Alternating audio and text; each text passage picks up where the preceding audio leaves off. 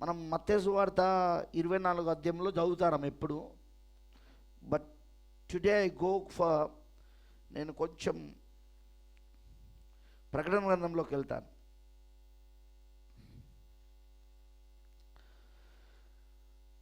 ఐదవ ముద్ర 6వ ముద్ర చదువుదాం. ప్రకటన 6వ అధ్యాయము. 6 ముద్రలు ఎక్కడున్నాయంటే ప్రకటన 6లో ఉన్నాయి.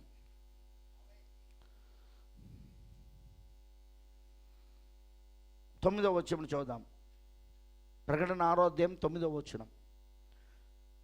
ఆయన 5వ ముద్రను విప్పినప్పుడు దేవుని వాక్యము నిమిత్తమును తాము ఇచ్చిన సాక్ష్యం నిమిత్తమును వధింపబడిన వారి ఆత్మలను బలిపీఠం క్రింద చూచితిని.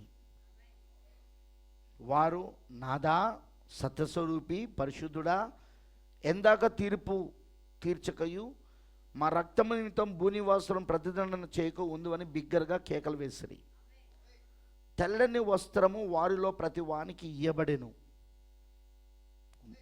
మరియు వారి వలనే చంపబో వారి సహదాసుల యొక్కయు సహోదరుల యొక్క లెక్క పూర్తి అగు వరకు ఇంకా కొంచెం కాలం విశ్రమించవలని వారితో చెప్పబడెను. ఇది 5వ ముద్ర. 6వ ముద్రకు వద్దాం. ఆయన 6వ ముద్రను విప్పినప్పుడు ఇది చాలా పెద్దది. నేను చూడగా భూకంపము కలిగెను, సూర్యుడు కంబలి వలె నలుపాయెను, చంద్రబింబమంతయు రక్తవర్ణమాయెను. Blood moon. వింటున్నారా? పెద్ద గాలి చేత ఊగులాడు అంజూరపు చెట్టు నుండి అకాలపు కాయలు రాలినట్టు ఆకాశ నక్షత్రం భూమి మీద రాలేను. చదివినాం కదా మన 6వ ముద్రని మత్తయి సువార్త 24లో. మనం అదేగా చదువుతున్నది. సూర్యుడు చీకటిగా మారేను, చంద్రుడు వెలిగివ్వలేదు, ఆకాశ నక్షత్రాలు రాలి కింద పడినవి. అవునా? మరియు ఆకాశ మండలం చుట్టబడిన గ్రంథం వలెనై తొలగిపోయెను. ప్రతి కొండయు ప్రతి ద్వీపమును వాటి వాటి స్థానములు తప్పెను.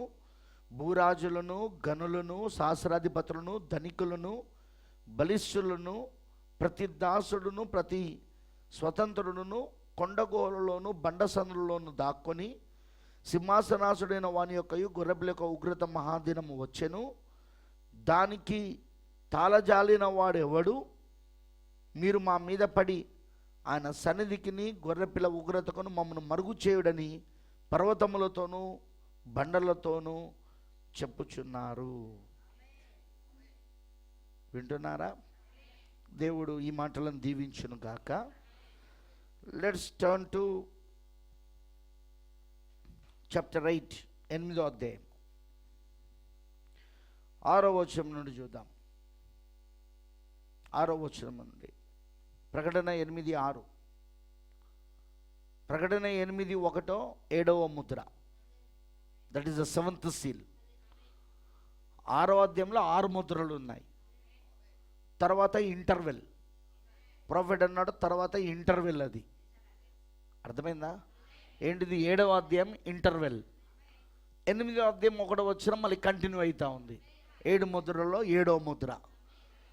ఆ మొదటి వచనంలో ఏముంటుంది? గొర్రెపిల్ల 7వ ముద్రను విప్పినప్పుడు పరలోకం ఇంచుమించు అరగంట సేపు నిశ్శబ్దమాయాను.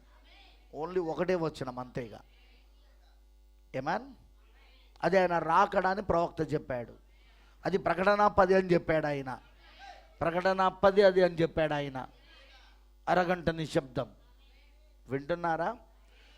ఇప్పుడు ఆ తర్వాత కిందికి వస్తే మనకు 6వ వచనం నుండి 7 బుర్రలు మొదలవుతాయి. 8వ అధ్యాయంలో, ప్రకటన 8వ అధ్యాయం 6వ వచనంలో 7 బుర్రలు ప్రారంభమైంది. అంతటి 7 బుర్రలు పట్టుకుని నా 7గురు దూతలు ఊదుటం సిద్ధపడింది. మొదటి దూత బూర ఊదిబడినప్పుడు రక్తముతో మిళితమై ఉన్న వడగండ్లను అగ్నియు పుట్టి భూమిపైన పడవేయబడెను. అందువలన భూమిలో 3వ భాగం కాలిపోయాను, చెట్లలో 3వ భాగం కాలిపోయాను, పచ్చగడ్డంతయు కాలిపోయాను. 2వ బూర ఊదినప్పుడు అగ్ని చేత మండుచున్న పెద్ద కొండ వంటిది ఒకటి సముద్రంలో పడవేయబడెను. అందువలన సముద్రంలో 3వ భాగం రక్తమాయెను. సముద్రంలోని ప్రాణము గల జంతువులలో 3వ భాగం చచ్చెను. ఓడలలో 3వ భాగం నాశనమాయెను. మూడవ దూత బూర ఊదినప్పుడు దివిటి వలె మండుచున్న ఒక పెద్ద నక్షత్రం ఆకాశం నుండి రాలి నదుల 3వ భాగం మీదను నీటి బుగ్గల మీదను పడెను. ఆ నక్షత్రమునకు మాచిపత్రి అని పేరు. అందువలన నీళ్ళలో 3వ భాగం మాచిపత్రి ఆయను. నీళ్లు చేదైపోయినందున వాటి వలన మనుషులను అనేకులు చచ్చిరి. 4వ దూత బూర ఊదబడినప్పుడు సూర్య చంద్ర నక్షత్రములో 3వ భాగం చీకటి కమ్మినట్లును, పగటిలో 3వ భాగమును సూర్యుడు ప్రకాశింపకూడినట్లును, రాత్రిలో 3వ భాగమున చంద్ర నక్షత్రమును ప్రకాశింపకున్నట్లును వాటిలో 3వ భాగము కొట్టబడెను. మరియు నేను చూడగా ఆకాశ మధ్యమును ఒక పక్షిరాజు ఎగుర్చు బూరలు ఊదబోచున్న 3 దూతల బూరల శబ్దం బట్టి భూనివాసులకు, ఇక్కడ 3 దూతలు ఎవరంటే 5, 6, 7, నెక్స్ట్ 3 అన్నమాట. ఇక 3 దూతలు బూరలు ఊదబోతున్నారు. వింటున్నారా? ఆకాశము మధ్యన ఒక పక్షిరాజు ఎగురుచు, పట్టుకున్నారా మీరు? ఆకాశం మధ్యన ఒక పక్షిరాజు ఎగురుచు భూనివాసులకు, అదే బూరలు ఊదబోచిన 3 దూతల బూరల శబ్దములను బట్టి భూనివాసులకు అయ్యో అయ్యో అయ్యో అని గొప్ప స్వరముతో చెప్పుట వింటిని. అయ్యో అనగా శ్రమ. వింటున్నారని చెప్పింది. ఓ ఓ ఓ WOE ఓ ఓ ఓ ఓ అయ్యో అయ్యో అయ్యో. ఇప్పుడు 9వ అధ్యాయం 1వ వచనంలో చదివితే ఐదో దూత బూర ఊదడం ప్రారంభమవుతున్నది. ఇక్కడ ఏమంటున్నాడు? 5వ దూత బూర ఊదినప్పుడు ఆకాశం నుండి భూమి మీద రాలిన ఒక నక్షత్రమును చూచి తిని అగాధం ఒక తాళపు చేతనికి ఇయ్యబడెను. అతడు అగాధం తెరవగా పెద్ద కొలిమిలో నుండి లేచి పొగ వంటి పొగ అగాధంలో నుండి లేచెను. అగాధంలోని పొగ చేత సూర్యుని వాయుమండలంలో చీకటి కమ్మెను. ఆ పొగలో నుండి మిడతలు భూమి మీదకి వచ్చెను. భూమిలో ఉండు తేళ్లకు బలమున్నట్టు వాటికి బలం ఇవ్వబడెను. మరి నొసలేందు దేవుని ముద్రలు మనుషులకే తప్ప భూమిపై ఉన్న గడ్డికైనను ఏ మొక్కలకైనను మరి ఏ వృక్షమునకైనను హాని కలగజేయకూడదని వాటికి ఆజ్ఞ ఇయ్యబడెను. మరి వారిని చంపుటకు అధికారం ఇవ్వబడలేదు, కానీ 5 నెలల వరకు బాధించుటకు వాటికి అధికారం ఇవ్వబడెను. వాటి వలన కలుగు బాధ తేలు మనుషుని కుట్టినప్పుడు బాధ వలె ఉండును. ఆ దినములలో మనుషులు మరణం వెతుకుదురు కానీ అది వారికి దొరకనే దొరకదు. చావవలనని ఆశపడుదురు కానీ మరణం వారి యొద్ద నుండి పారిపోవును. ఆ మిడతల రూపములో యుద్ధమునకు సిద్ధపరచబడిన గుర్రములను పోలి ఉన్నవి. బంగారము వలె మరియు కిరీటములు వంటి వాటి తలల మీద ఉండెను. వాటి ముఖములు మనుష్య ముఖములు వంటివి. స్త్రీల తల వెంట్రుకలు వంటి వెంట్రుకలు వాటికి ఉండెను. వాటి పనులు సింహపు కొరల వలె ఉండెను. ఇనుప మైమరువుల వంటి మైమరువులు వాటికి ఉండెను. వాటి రెక్కల ధ్వని యుద్ధమునకు పరిగెత్తునట్టు విస్తారమైన గుర్రపు రథముల ధ్వని వలె ఉండెను. తేళ్ల తోక వంటి తోకలను కొండును వాటికి ఉండెను. 5 నెలల వరకు వాటి తోకల చేత మనుషులకు హాని చేయుటకు వాటికి అధికారం ఉండెను. పాతాళపు దూత వాటిపైన రాజుగా ఉన్నాడు. హెబ్రీ భాషలో వానికి అబద్దోనని పేరు. గ్రీసు దేశ భాషలో వాని పేరు అపోలోయోను. మొదటి శ్రమ గదించెను. ఇదిగో మరి 2 శ్రమలు ఇటు తర్వాత వచ్చును.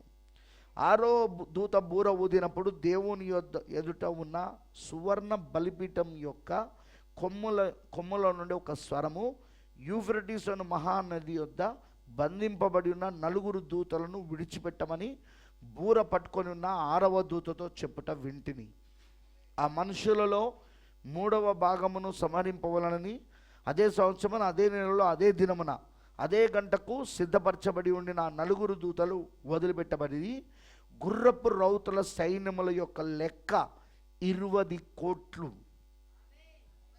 20 కోట్లు విడిచిపెట్టబడిన ఏంటంటే 20 కోట్లు. వారి లెక్క ఇంత అని నేను వింటిని. మరి నాకు కలిగిన దర్శనమందు ఇలాగూ చూచి తిని ఆ గుర్రములకును వాటి మీద కూర్చున్న వారికి నిప్పు వలె ఎరుపు వర్ణము, నీలవర్ణము, గంధక వర్ణముల మైమరువులు ఉండెను. ఆ గుర్రల తలలు సింహపు తలలు వంటివి. వాటి నోళ్ళ నుండి అగ్ని ధూమ గంధకములు బయలు వెడులుచుండెను. ఈ 3 దెబ్బల చేత అనగా వీటి నోళ్ళ నుండి బయలు వెడులుచున్న అగ్ని ధూమ గంధకముల చేత మనుషులలో 3వ భాగము చంపబడెను. ఆ గుర్రముల బలము వాటి నొసల ఎందును వాటి తోకల ఎందును ఉన్నది. ఎందుకంటే వాటి తోకలు పాముల వలె ఉండి తలలు కలిగినందున వాటి చేత అవి హాని చేయును. ఆ దెబ్బల చేత చావక మిగిలిన జనులు దయ్యములను చూడను వినను నడవను శక్తి లేనివై బంగారు వెండి కంచు రాయి కర్రలతో చేయబడిన తమ హస్తకృతమైన విగ్రహములను పూజింపకుండా విడిచిపెట్టినట్లు మారు మనసు పొందలేదు. మరియు తాము చేయుచున్న నరహత్యలను మాయమంత్రములను జారచోరత్వములను చేయకున్నట్లు వాళ్ళు మారు మనసు పొందిన వారు car. This is 6th trumpet, 6వ బూర, 2వ అయ్యో. అర్థమైన వాళ్ళందరూ రామ చెప్పండి. హల్లెలూయా. మీరు చూడండి బైబిల్ ఎంత చక్కగా రాయబడిందో. ఇప్పుడు 5, 6 బూరల ఊరితోటే 10వ అధ్యాయం వస్తూ ఉన్నది. బలిష్ఠుడైన వేరొక దూత క్రీస్తు దిగి వస్తున్నాడు. 5, 6 బూరలు ఏంటిది? మొదటి 2 ప్రపంచ యుద్ధాలు, మొదటి 2 అయ్యోలు. చూసిన 2వ ప్రపంచ యుద్ధ అనంతరము అదిగో క్రీస్తు పరలోకము నుండి మేఘమును వస్త్రం వల్ల ధరించుకొని ఎక్కడికి వస్తున్నాడు? ఆయన అన్యజనులైన వధువు దగ్గరకు వస్తున్నారు. ఆ సమయంలో పక్షిరాజు ప్రవక్త 7వ దూత రంగం పైన ఉన్నాడు అక్కడ. Do you catch it? ఎందుకంటే మళ్ళీ ఇంకొక చివరి 7వ బూర ఎక్కడుంటుందంటే అది ఇక్కడ 10వ అధ్యాయంలో కనబడతలేదు. అది కంటిన్యూయేషన్ లేదు. గమనిస్తున్నారా మీరు? 10వ అధ్యాయం వచ్చింది మధ్యలో. 6వ బూరకు 7వ బూరకు మధ్యలో ఎవరు వచ్చింది? 10వ అధ్యాయం వచ్చింది. ఎందుకు 10వ అధ్యాయం వచ్చింది? హల్లెలూయా. 10వ అధ్యాయం రావడానికి కారణం ఏంటిది? జరుగుతున్నది అదే కాబట్టి. 5, 6 బూరాల తర్వాత ఎవరు రావాలి? 5, 6 బూరాల తర్వాత ఎవరు రావాలంటే క్రీస్తు పరలోకము నుండి రావాలి. ఏకైక మనిషి కుమారుడు దిగి రావాలా. Praise the lord. హల్లెలూయా. ఎవరి దగ్గరికి? యూదుల దగ్గరికి కాదు. ఎందుకంటే బూరలు యూదులకై ఉన్నవి. కానీ ఇక్కడ క్రీస్తు ఎవరి దగ్గరకు వస్తున్నాడంటే అన్యజనుల్లోని వధువు దగ్గరకు వస్తున్నాడు.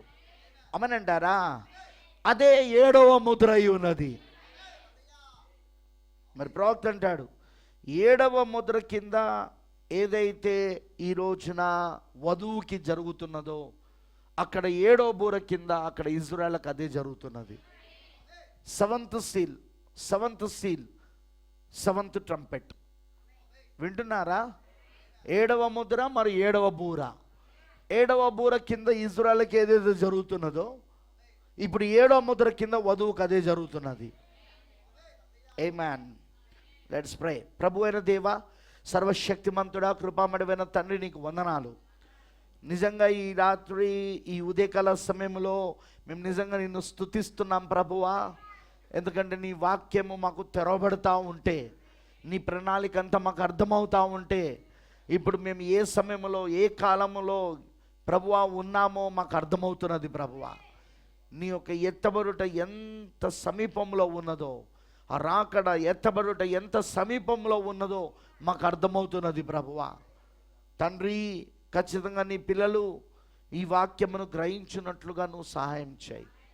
నీ పరిశుద్ధాత్మనే ఈ వాక్యమును వాళ్ళకు తెరిచి అర్థమవునట్లుగా చేయునుగాక. నువ్వు బయలుపరచమని ప్రార్థిస్తున్నా. నీకు పూర్తిగా మేము సమర్పించుకుంటూ యేసుక్రీస్తు నామములో ప్రార్థిస్తున్నాము. ఆమేన్. దయచేసి కూర్చోనండి. Please be sit down.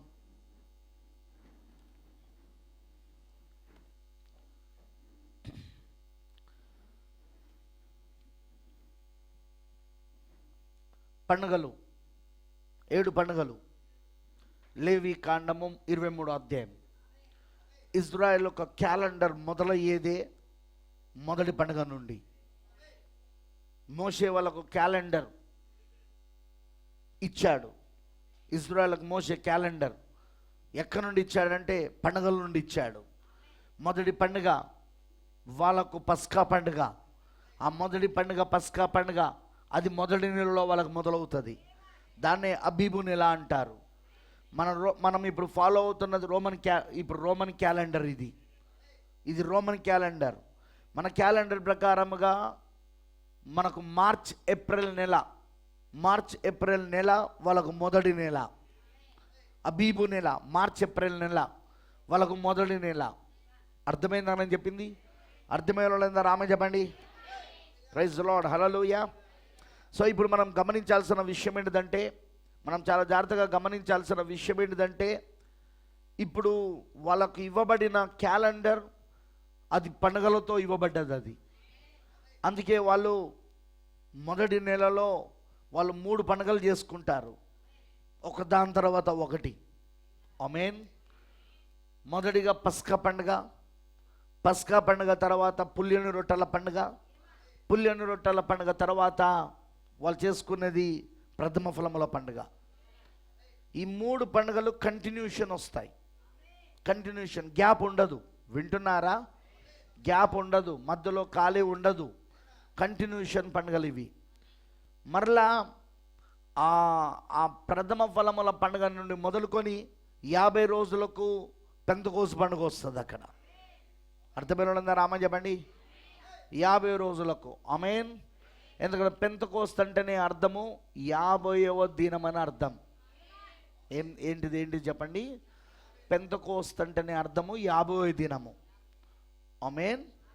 So 50వ దినము, 50 దినాలకు పెంతెకోస్తు పండుగ వస్తుంది. ఆ తర్వాత మరలా వాళ్ళకి 7వ నెలలో మరలా మిగతా 3 పండుగలు ఉంటాయి. మొదటి నెలలో 3 పండుగలు, మధ్యలో ఒక పండుగ, మరియు 7వ నెలలో మరలా 3 పండుగలు. అమనంటారా? ఇప్పుడు మీరు గమనిస్తే ఈ 7వ నెలలో వాళ్ళకు ప్రారంభమే మొదటి పండుగ ఏంటిదంటే బూరల పండుగ.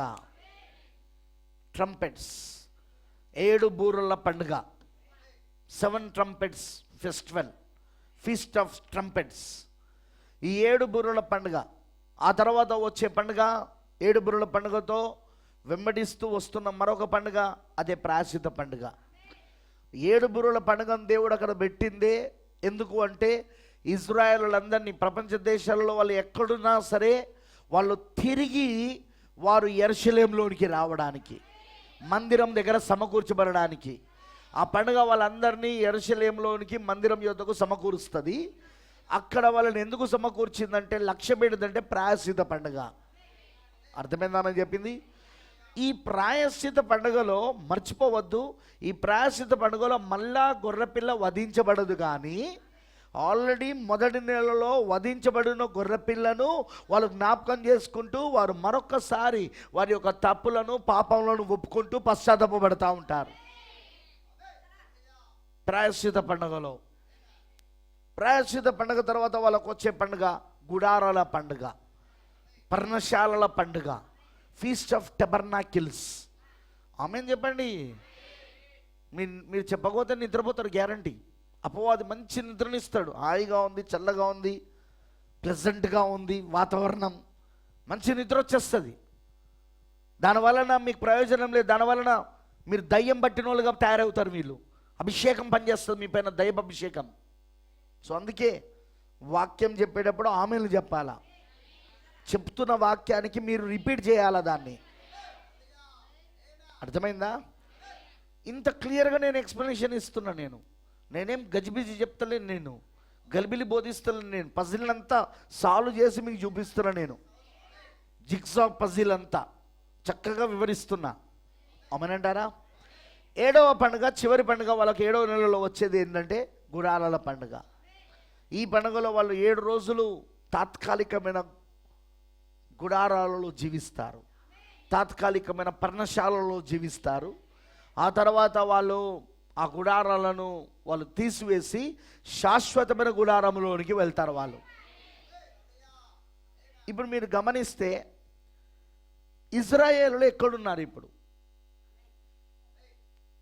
ఫస్ట్ వాళ్ళకు పస్కా పండుగ జరిగింది, అదే మొదటి రాకడ. బాగా వినండి నేను చెప్పేది. మొదటి రాకడ పస్కా పండుగ వాళ్ళకు జరిగింది అక్కడ. కానీ వాళ్ళు ఏం చేశారు? త్రోసేశారు. They rejected their lamb. వారి గొర్రెపిల్లను వారు త్రోసివేశారు.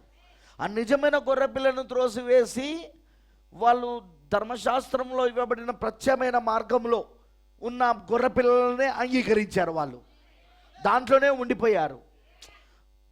ఏ గొర్రెపిల్లలైతే వాళ్ళకు మోషే ధర్మశాస్త్రంలో ప్రత్యేకమైన మార్గంగా ఇవ్వబడ్డాయో ఆ నిజమైన గొర్రెపిల్ల వచ్చాడు.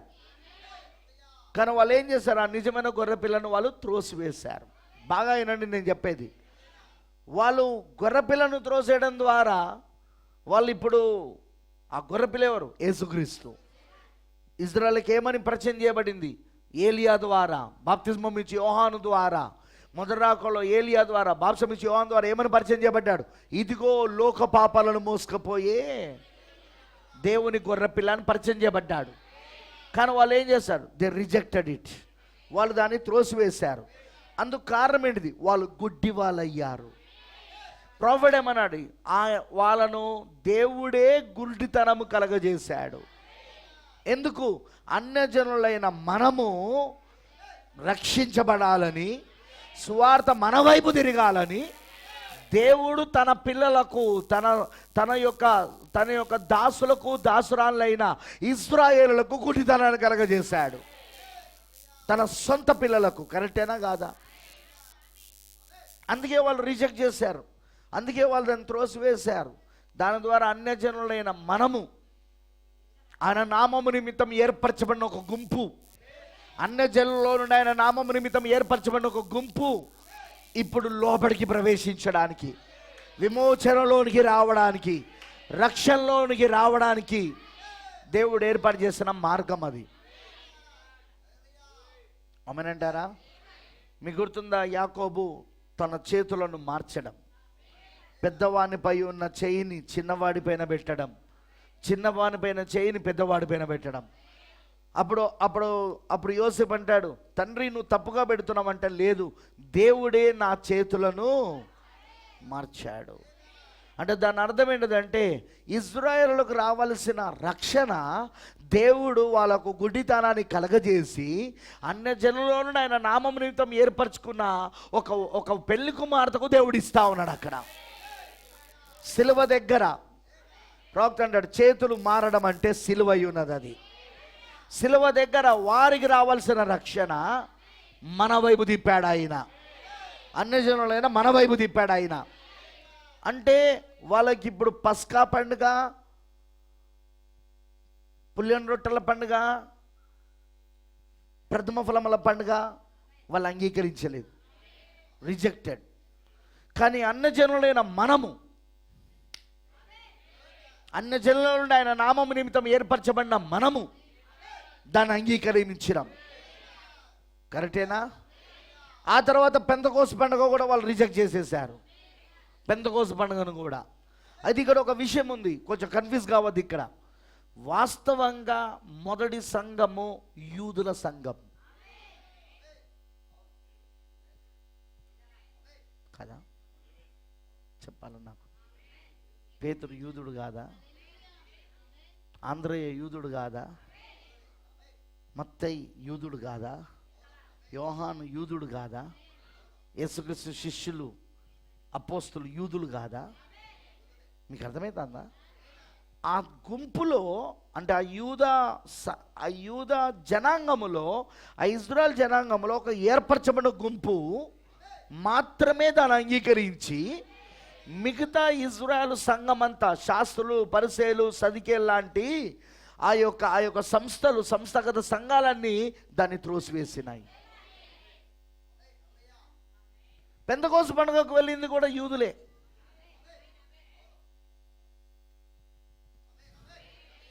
పెంతెకోస్తు పండుగ కూడా 120 మంది, అక్కడ ఇంచుమించు 120 మంది యెరూషలేములో కూడుకున్నది అన్యులా యూదులా? యూదులే. వాళ్ళందరూ యూదులే వాళ్ళు. అందుకే ప్రాఫెట్ మనకు మెసేజ్లో ఏం చెప్తాడంటే, అయ్యా అంత మనకు ఇదేనా సూచన అనే వర్తమానంలో ఆయన ఏమంటాడంటే, 7వ దూత ద్వారా బయలుపరచబడిన మర్మాలలో ఒక మర్మం ఏంటిదంటే, మొదటి సంఘకాలం, ఎఫెసీ సంఘకాలంలో ఇటు యూదులు అటు అన్యులు యొక్క కలయికను గురించి చెప్పాడు అక్కడ. దాన్ని పౌలు గారు కూడా చెప్పాడు. పౌలు గారు ఎలా చెప్పాడు? ఆయన ఎలా చెప్పాడు? అంటుకట్టు దాని గురించి మాట్లాడాడు ఆయన, ఒలివ గురించి. అవునా? స్వాభావికమైన ఒలివ, స్వాభావిక విరోధమైన ఒలివ. మనం అన్యజనులైన మనము, ఆయన రోమిలకు రాసిన పత్రికలో చెప్తాడు, అన్యజనులైన మనము అందులో అంటుకట్టబడ్డామంటాడు ఆయన. ప్రైజ్లో నా మర్మము. ఎఫెసీ సంఘకాలములో ఇటు యూదులు, ఇటు ఇజ్రాయేలులు, భౌతిక ఇజ్రాయేలులు, అటు ఆత్మీయ ఇజ్రాయేలు, అంటే అన్యజనుల్లో నుండి వచ్చిన ఆత్మీయ ఇజ్రాయేలులు, ఈ రెండు కలయిక గుంపే మొదటి సంఘకాలం, ఎఫెసీ సంఘకాలం. అయితే మీరు గమనించాల్సింది ఏంటంటే, దే రిజెక్టెడ్ ద క్రైస్ట్. వారు క్రీస్తును త్రోసివేశారు. కానీ అందులో ఏర్పరచబడిన ఒక చిన్న గుంపు ఉన్నది. ఏర్పరచబడిన చిన్న గుంపు ఏది? మొదటి సంఘకాలంలో, ఆది అపోస్తల కాలంలో, యేసయ్య మొదటి రాకడ సమయంలో వాళ్ళు దాన్ని అంగీకరించారు. వారు పరిశుద్ధాత్మతో నింపబడ్డారు. అన్యజనులు ఎక్కడ పరిశుద్ధాత్మతో నింపబడ్డారు? మొట్టమొదటిసారిగా కొర్నేలి ఇంటి దగ్గర. పేతురు వాక్యాన్ని బోధిస్తూ ఉండగా అతని మాటలపైన లక్ష్యముంచిన ప్రతి వారు అక్కడ కొర్నేలి ఇంటి దగ్గర వాళ్ళు పరిశుద్ధాత్మతో నింపబడి భాషలు మాట్లాడడము మొదలుపెట్టారు. వాళ్ళు అక్కడ చదవలేదా మీరు? మొట్టమొదటిసారిగా అన్యజనులు పరిశుద్ధాత్మతో నింపబడింది ఎక్కడ అంటే కొర్నేలి ఇంటి దగ్గర. అది పేతురు ద్వారా వెళ్ళింది సువార్త అక్కడ. ఎందుకంటే పరలోకపు తాళపు చేయి ఎవరి దగ్గర ఉంది? యూదుల దగ్గరికైనా ఆయన ద్వారానే వెళ్ళాలి ముందు సువార్త, అటు అన్యజనుల దగ్గరికైనా ఆయన ద్వారానే వెళ్ళాలి. అమనంటారా? ఇంకో జాతి ఉంది, అదే సమరయేలు. ఈ సమరయేలు కూడా క్రీస్తుని అంగీకరించి పరిశుద్ధాత్మతో నింపబడ్డారు. ఎవరి ద్వారా? ఫిలిప్పు ద్వారా. ఫిలిప్పు వాళ్ళకు బాప్తిస్మం ఇచ్చాడు. తర్వాత పేతురు, యోహాన్లు వాళ్ళు వెళ్ళి చేతులుంచి ప్రార్థన చేసినప్పుడు ఆ సమరయేలు కూడా పరిశుద్ధాత్మతో నింపబడ్డారు. పరిశుద్ధాత్మ బాప్తిస్మమే పెంతెకోస్తు ఉన్నది. కానీ అన్యజనుల యొక్క సంఘము, అన్యజనుల యొక్క ప్రవేశము ఎక్కడ జరిగిందంటే అపోస్తల కార్యములో, అక్కడ ఆ ఎఫెసీ మొదటి సంఘకాలంలోని అపోస్తల కార్యములో కొర్నేలి ఇంటి దగ్గర ప్రారంభమైంది అక్కడ. ఆ తర్వాత పౌలు అన్యజనుల దగ్గరికి వెళ్ళడం ప్రారంభించాడు. మరి పేతురు, పౌలు ఈ యొక్క యెరూషలేములో ఉన్న సంఘం ఏదైతే ఉందో ఆ సంఘానికి పేతురే పాస్టర్ అయి ఉన్నాడు. యెరూషలేములో ఉన్న సంఘానికి. నీకు అర్థమవుతుందా? పేతురు సున్నతి పొందిన వాళ్ళందరికీ పాస్టర్గా ఉన్నాడు. సున్నతి పొందిన యూదులకందరికీ ఆయన పాస్టర్గా ఉన్నాడు. వాళ్ళందరికీ ఆయన అపోస్తలుడుగా ఉన్నాడు. కానీ అదే పౌలు గారు సున్నతి పొందని అన్యజనులకు అపోస్తలుడుగా ఉన్నాడు ఆయన. వింటున్నారా? అందుకే అన్యజనుల యొద్దకు సువార్త ముందు పేతురు ద్వారా కొర్నేలి ఇంటి దగ్గరికి వెళ్ళిన తర్వాత ఇక అక్కడ నుండి ఎవరు తీసుకున్నారంటే అది పౌలు గారు తీసుకున్నాడు. అది ఇక పౌలు గారు వెళ్ళడం ప్రారంభించాడు. మీకు అర్థమవుతుందని అన్నది. ఇప్పుడు సువార్త ఎటువైపు తిరిగిందంటే అన్యజనుల వైపు తిరిగింది. అన్యజనులు రావడం ప్రారంభించారు. యూదులు పూర్తిగా త్రోసివేశారు. అందుకే సువార్త ఎక్కడి నుండి మొదలు పెడతాడన్నాడంటే యేసు ప్రభు అపోస్తల కార్యంలో యూదయలో నుండి మొదలవుతుంది. యూదయ, సమరయ మరియు బూదిగంతముల వరకు. చదవలేదా మీరు? యూదయ, సమరయ మరియు బూదిగంతముల వరకు మీరు నా సువార్త ప్రకటిస్తా అన్నాడు. సువార్త మొదలైంది యూదయ ప్రాంతంలో నుండే, ఇజ్రాయెల్ దేశంలో నుండే. తర్వాత అది సమరయలోనికి వెళ్ళింది ఫిలిప్పు ద్వారా. ఆ తర్వాత అది కొర్నేలి దగ్గరికి వెళ్ళింది. కొర్నేలి ఇంటి దగ్గరికి, లేకపోతే కొర్నేలి దగ్గరికి, అన్యజనుల దగ్గరికి. అక్కడ నుండి బూదిగంతముల వరకు వెళ్ళింది అది. ఇప్పుడు ఇజ్రాయెల్ నుండి, యూదయ నుండి బూదిగంతములైన అన్యజనుల దగ్గరికి వెళ్ళింది ఇప్పుడు అది. అర్థమైందానని చెప్పింది. అది మొదటి సంఘకాలంలో జరిగిన కార్యాలు ఇవన్నీ అర్థం చేసుకోవాలి. అయితే మొదటి సంఘకాలంలో ఎఫెసీలో జరిగిన కార్యాలు ఇవి. ఆది అపోస్తల కాలంలో కార్యాలు జరిగినవి ఇవి. సువార్త ఏ విధంగా వెళ్ళిందో మనం చూడాలి. యూదయ నుండి మొదలై యూదయ, సమరయ మరియు బూదిగంతములు. యెరూషలేములో యూదయలోని యెరూషలేములో నుండి సువార్త ప్రారంభమైంది. పెంతెకోస్తు పండుగ రోజున యెరూషలేములోనే కదా వాళ్ళందరూ మేడగదిలో ఉన్నది.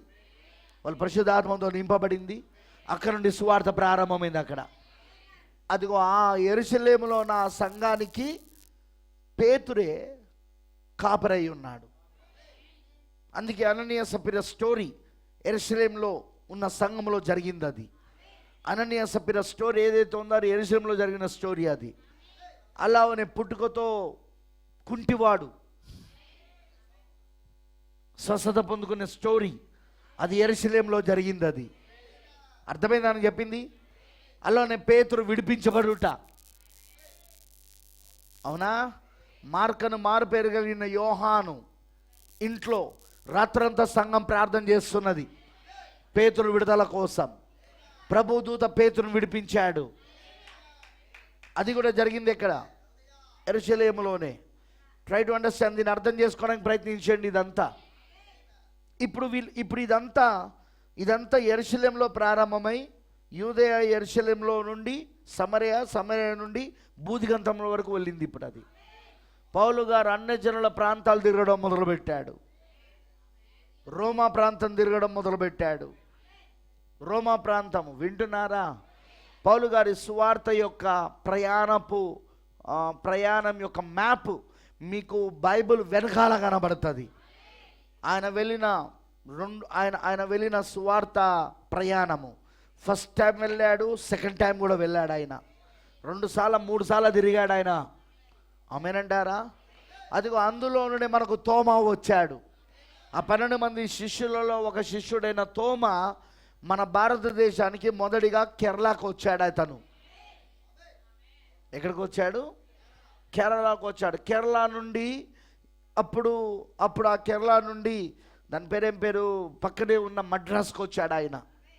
ప్రైజ్ ది లార్డ్, హల్లెలూయా. అక్కడే ఆయన హతసాక్షి అయ్యాడు. అక్కడ యేసుక్రీస్తు శిష్యులలో ఒక శిష్యుడు తోమా సువార్తను అప్పుడే ఆ మొదటి శతాబ్దంలోనే ఆయన తీసుకొని వచ్చాడు ఇక్కడికి. ఆ మొదటి శతాబ్దంలోనే మనకు తీసుకొచ్చాడు ఇక్కడికి. వింటున్నారని అన్నది చాలామందికి ఇది తెలియదు అనుకుంటా. ఫస్ట్ సెంచరీలోనే వచ్చింది సువార్త, తోమా ద్వారా వచ్చింది అక్కడ. ప్రైజ్ ది లార్డ్, హల్లెలూయా. మన భారతదేశ చరిత్రను తవ్వి చూస్తే మీకు అర్థమవుతుంది ఆ విషయాలు. ఆమేన్. అయితే ఇప్పుడు ఇక్కడ మీరు గమనించాల్సిన విషయం ఏంటంటే, యూదులు ఎప్పుడైతే ఈ యొక్క గొర్రెపిల్లను క్రీస్తును త్రోసివేశారో, రోమీలకు సిలువ వేయడానికి అప్పగించారో, వాళ్ళ మెస్సయ్యను వాళ్ళ రాజును వాళ్ళే సిలువేయుటకు రోమీల చేతికి అప్పగించారు. అన్య రోము చేతికి అప్పగించారు. ఆ రోమీలు ఆయనను చంపారు అక్కడ. అవునా కాదా? తెలుసుగా మీ అందరికీ. అన్య రోము ఆయనను చంపింది. ఎందుకంటే అప్పుడు ఇజ్రాయెల్ దేశం యెరూషలేం అన్య రోము చేత పరిపాలించబడుతున్నది. అప్పటికే వారు 4వ అగ్రరాజ్యంలో పరిపాలన చేయబడుతున్నారు. అన్యజనుల యొక్క 4వ అగ్రరాజ్యం. మొదటిగా బబులోను కాలంలో వాళ్ళు బానిసలుగా వెళ్ళారు. అప్పుడు కోల్పోయారు వాళ్ళ ప్రభుత్వాన్ని. ఇక్కడ నెబుకద్నెజర్ కాలంలో వాళ్ళ సొంత ప్రభుత్వాన్ని వాళ్ళు కోల్పోయారు. వాళ్ళు చెరలోనికి కొనిపోబడ్డారు. ఎక్కడికి? బబులోనికి. మళ్ళీ 70 సంవత్సరాలకు మరలా తిరిగి నెహెమ్యా ఎజ్రా యొక్క నాయకత్వంలో మరలా తిరిగి వాళ్ళు ఆ కోరేషు ఐశ్వర్యేషు యొక్క కాలంలో వాళ్ళు తిరిగి ఇజ్రాయెల్ దేశానికి తీసుకొని రాబడి మరలా యెరూషలేం పట్టణం మరలా తిరిగి కట్టబడి, మరలా దాని ప్రాకారపు గోడలు మరలా తిరిగి కట్టబడి, దాని గుమ్మములు తిరిగి నిలబెట్టబడి, వింటున్నారా? మరలా ఎజ్రా ఆధ్వర్యంలో మందిరం తిరిగి కట్టబడి మరలా అనుదిన బలులు అర్పించడం ప్రారంభమైంది. కానీ ప్రభుత్వం వాళ్ళది కాదు. ప్రభుత్వం ఇంకా ఆ మాదీయులు పారసీకులదే. అంటే వాళ్ళకి సొంత ప్రభుత్వం లేదు అప్పుడు. మాదీయులు పారసీకుల తర్వాత వాళ్ళు ఏలబడింది గ్రీకుల ద్వారా. అలెగ్జాండర్ ద గ్రేట్, గొప్పవాడైన అలెగ్జాండర్ యొక్క ఆధ్వర్యంలో గ్రీకుల ద్వారా వాళ్ళు ఏలబడ్డారు. గ్రీకుల తర్వాత వాళ్ళు ఏలబడింది అన్య రోము ద్వారా. యేసు మొదటి రాకడ జరిగినప్పుడు అన్య రోము చేతిలో ఉన్నారు వాళ్ళంతా. వాళ్ళ ప్రభుత్వం, వాళ్ళకి సొంత ప్రభుత్వం లేదు. వాళ్ళు సొంత దేశంలో ఉన్నను సొంత ప్రభుత్వం లేదు వాళ్ళకు. ఎలాగైతే భారతదేశంలో మనం ఉన్నను 200 సంవత్సరాలు బ్రిటిషర్స్ మనని ఎలా పరిపాలించారో ఆ విధంగా వాళ్ళు అన్య రోము చేత పరిపాలించబడుతున్నారు మొదటి రాకడ సమయంలో. వింటున్నారా? అందుకే యూదులకు ఆయనను చంపే అధికారం లేదు కాబట్టి, ప్రభుత్వం వాళ్ళది కాదు కాబట్టి, చంపే అధికారం లేదు కాబట్టి వాళ్ళని పరిపాలిస్తున్న అన్య రోము చేతికి ఆయనను అప్పగించారు. అంటే వాళ్ళు ఇప్పుడు పస్కా పండుగను త్రోసేశారు, పులియని రొట్టెల పండుగను త్రోసేశారు. వింటున్నారా? ప్రథమ ఫలముల పండుగను త్రోసేశారు. జరిగింది కానీ త్రోసేశారు. పెంతెకోస్తు పండుగను త్రోసేశారు.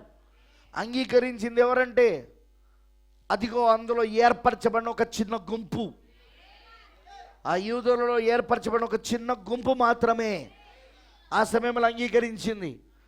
మిగతా వాళ్ళందరూ ఎందుకు అంగీకరించలేదు?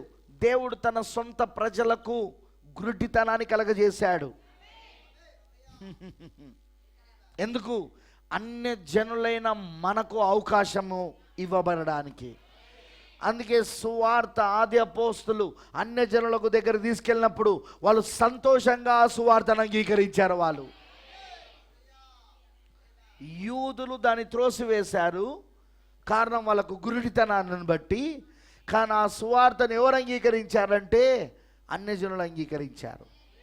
మరి బ్రదర్ అదిగో అన్యజనులు అంగీకరించినప్పుడు ఆ మొదటి 3 పండుగలు వాళ్ళు అంగీకరిస్తున్నారు.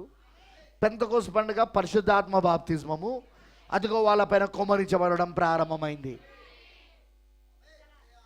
పరిశుద్ధాత్మ బాప్తిస్మం. వింటున్నారా? ఇప్పుడు అన్యజనులకు సువార్త, బూదిగంతముల వరకు సువార్త, బూదిగంతములకు వెళ్ళిన సువార్త. హల్లెలూయా, ఆమేన్. నెక్స్ట్ మీరు గమనిస్తే, మీరు చాలా జాగ్రత్తగా గమనిస్తే, ఇప్పుడు అన్యజనులకు జరుగుతున్న ఈ పండుగలు, పస్కా పండుగ, పులియని రొట్టెల పండుగ, మరి ప్రథమ ఫలం పండుగ, అది మొదటి రాకడ. అన్యజనులు దాన్ని అంగీకరించారు. పెంతెకోస్తు పండుగ, పరిశుద్ధాత్మ బాప్తిస్మం, అన్యజనులు పొందుకుంటున్నారు అక్కడ పరిశుద్ధాత్మ బాప్తిస్మాన్ని. అర్థమైందని అన్నది? అంటే అన్యజనులు అంటే అందరు కాదు, అన్యజనులలో నుండి నా నామం నిమిత్తము ఒక చిన్న గుంపుని ఏర్పరచుకున్నాడు ఆయన. ఆ గుంపులు అన్యజనులలో నుండి ఏర్పరచబడిన, ఆయన నామం నిమిత్తం ఏర్పరచబడిన గుంపు దీన్ని అంగీకరిస్తూ ఉన్నది. ఇప్పుడు సరిగ్గా మనం ఇప్పుడు ఎక్కడికి వచ్చినామంటే 2000 సంవత్సరాలు, 7 సంఘకాలములు, 7వ సంఘకాలంకి వచ్చినాం మనం ఇప్పుడు. వింటున్నారా? 7 సంఘకాలాలు ఇజ్రాయేల్కి కాదు, 7 సంఘకాలాలు అన్యులకు. వింటున్నారా? సో ఇప్పుడు 7 సంఘకాలంలో 7వ సంఘకాలంలో ఏం జరుగుతూ ఉన్నది? ఇప్పుడు 7వ సంఘకాలంలో 7వ నెలలో బూరల పండుగ వాళ్ళకు ప్రారంభమైంది. ఎందుకు? వీళ్ళు క్రీస్తు శకం 70వ సంవత్సరమున మొదటి రాకడలో క్రీస్తును త్రోసివేసినందుకు, వీరు క్రీస్తును త్రోసివేసి వాని రక్తము మా పైనను మా పిల్లల పైనను ఉండునుగా కానీ రక్తాపరాధం వాళ్ళపైకి తెచ్చుకున్నారు. వాళ్ళు దేవుని కుమారుని రక్తాపరాధాన్ని వాళ్ళపైనకి తెచ్చుకున్నారు వాళ్ళు. దానికి శిక్షగా దేవుడు క్రీస్తు శకం 70వ సంవత్సరమున తీతు అనే రోమన్ సైన్యాధిపతి యెరూషలేమును ముట్టడి వేసి మరలా యెరూషలేమును నాశనం చేసేసాడు. వాళ్ళందరినీ చంపినప్పుడు చరిత్రకారులు ఏమని రాశారంటే, యూదుల యొక్క రక్తం, ఇజ్రాయెల్ యొక్క రక్తం వీధులలో ఏరులై పారిందాడు. అక్కడ మందిరమును నాశనం చేసేసాడు. తీతు మందిరాన్ని నాశనం చేసేసాడు. రెండవసారి మందిరం నాశనం అవడం, మొదటిసారి బబులోను నెబుకద్నెజరు ఆధ్వర్యంలో జరిగింది. ఈసారి రెండవసారి తీతు ఆధ్వర్యంలో జరిగింది. రోమ్, అన్య రోమైన తీతు ఆధ్వర్యంలా మొత్తం నాశనం అయిపోయింది. అప్పుడు యూదులు అక్కడ నుండి ప్రపంచ దేశాలకు చెల్లా చెదరైపోయి వాళ్ళు ఆయా దేశాలలో వాళ్ళు శరణార్థులుగా బతకడం మొదలుపెట్టారు. అర్థమైందని చెప్పింది. ఇప్పుడు వాళ్ళకు బూరల పండుగ కరెక్ట్గా 7వ నెలలో, అంటే 7వ సంకాలంలో ప్రారంభమైంది వాళ్ళకు. ఎందుకు బూరల పండుగ? వాళ్ళని తిరిగి వాళ్ళ స్వదేశానికి తీసుకురావడానికి. బూరలు పండుగ ఎందుకోసం అంటే 7వ నెలలో అది వాళ్ళకి ఎందుకు ఇవ్వబడిందంటే పాత నిబంధనలో వాళ్ళు ఎక్కడున్నా సరే ప్రపంచంలో ఏ చోట ఉన్నా సరే వాళ్ళు 7వ నెలలో బూరల పండుగ సమయంలో వాళ్ళు యెరూషలేములో ఉండాలి. వాళ్ళు దేవుడి మందిరం దగ్గర ఉండాలి. వాళ్ళు బూరల పండుగ వాళ్ళను సమకూర్చడం అయి ఉన్నది. దేనికోసం? ప్రాయశ్చిత పండుగ కోసం. బూరల పండుగ దేనికోసం? వాళ్ళను సమకూర్చడానికి కారణం ఏంటిది? ప్రాయశ్చిత పండుగ. ఈ ప్రాయశ్చిత పండుగలోనే వాళ్ళు మరలా పస్కా పండుగ జ్ఞాపకం చేసుకుంటారు. మరలా గొర్రెపిల్ల వధించబడదు, కానీ పస్కా పండుగను వాళ్ళు జ్ఞాపకం చేసుకుంటారు. పశ్చాత్తాపపడడం మొదలు పెడతారు. వాళ్ళు ఆ దేవుని ప్రాయశ్చితాన్ని అంగీకరించడం మొదలు పెడతారు.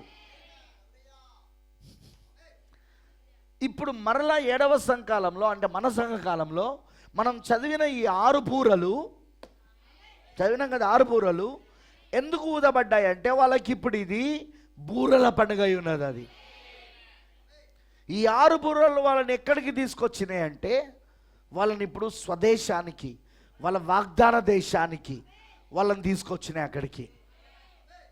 ఇప్పుడు నేను చెప్పేది జాగ్రత్తగా వింటున్నారా?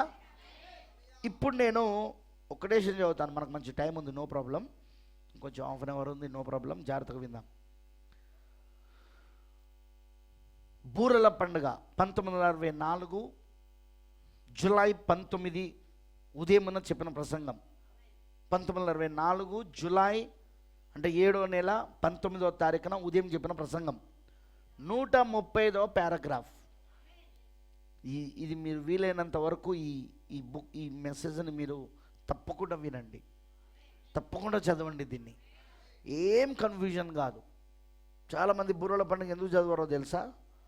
అది చదివినా మాకు అని అర్థం కాదు. చూసిన ముందే ఆ విశ్వాసము అపవాది నీలో పెట్టేస్తాడనమాట. ఇంకోటి ఏం చెప్తారో తెలుసా కారణాలు?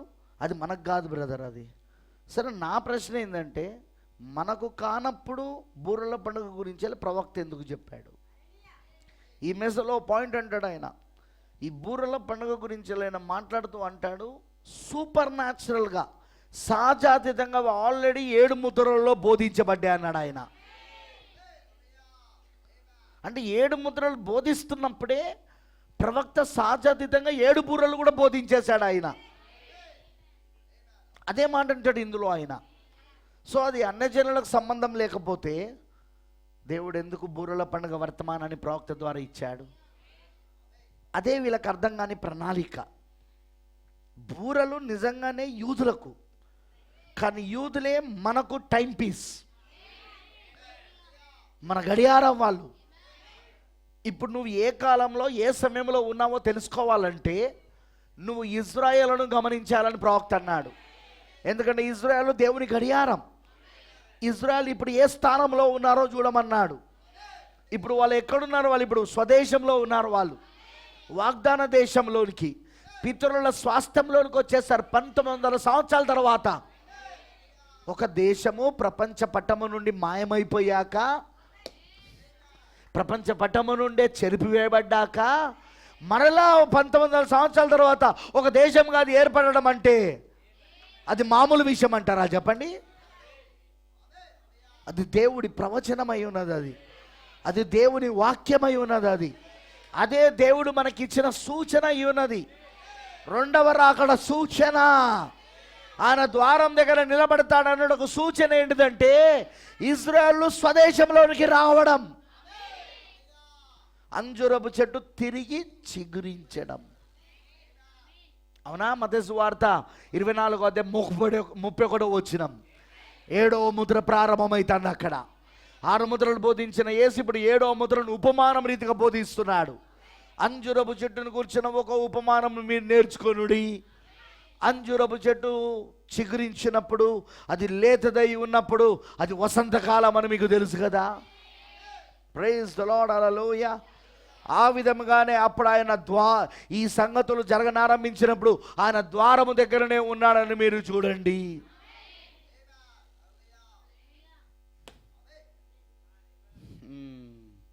అందుకే మనం జాగ్రత్తగా గమనించాలి. అందుకే దేవుడి ప్రవక్త సూపర్ న్యాచురల్గా సహజాతీతంగా ఆల్రెడీ 7 ముద్రలలో బోధించాడు బూరెల పండుగని. ఈ బూరెల పండుగలో అది ఎలా బోధించాడో ఆయన చెప్పాడు కూడా. ఆయన సహజాతీతంగా ఎలా బోధించాడో. అందుకే సహజాతీతమైన కార్యాలు అందరూ పట్టుకోలేరు. 7 ముద్రలు చదివినప్పుడు చాలామంది చదువుతారు, కానీ అందులో బూరెల పండుగ ఏదో అందరూ తెలియదు. ఎందుకంటే అవి సహజాతీతంగా బోధించబడ్డాయి. అవి 7 ముద్రలు చదువుతున్నప్పుడు దాంట్లో అందులో సహజాతీతంగా బోధించబడ్డాయి. ఎట్లా పాస్టర్ గారు? 6వ ముద్రలో బోధించబడ్డాయి అవి. కారణం 7 బూరలన్నీ ఆరో ముద్రలో ఊదబడుతున్నాయి.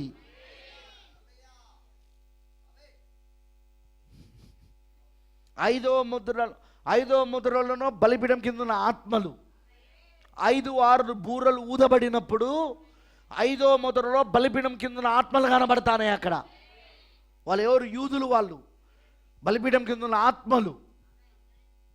కానీ వాళ్ళు అక్కడ రావడానికి కారణం ఏంటిది? బలిపీఠం క్రిందికి వాళ్ళు రావడానికి కారణం ఏంటిది? 6వ ముద్రలో 6 బూరలు ఊదబడడం. ఆ 6 బూరలు, 5-6 బూరలు ముఖ్యంగా మొదటి ప్రపంచ యుద్ధం, రెండో ప్రపంచ యుద్ధం. ఆ కారణాలను బట్టే వాళ్ళ బలిపీఠం కింద ఆత్మలుగా ఉన్నారు అక్కడ వాళ్ళు. నేను ఇప్పుడు చూపిస్తాను, మీరేం తొందరపడకండి. మీకు అర్థమైందని చెప్పింది. సో అందుకే మనము ఆ బూరల పండుగను, ఆ 7 బూరలను మనం అందుకే ఈరోజు చూస్తున్నాం. ఈరోజు ఓకే, 135వ పారాగ్రాఫ్. ఇప్పుడు గమనించండి, మనం మాట్లాడుకొనిచున్న బూరలో ఒక పండుగ. మనం మాట్లాడుకొనిచున్న బూరలో ఒక పండుగ, ఒక వ్యక్తి, ఒక పవిత్ర దినము మొదలగు వాటిని గూర్చి జనులకు తెలియచేయటకై వీటిని వాడుదురు.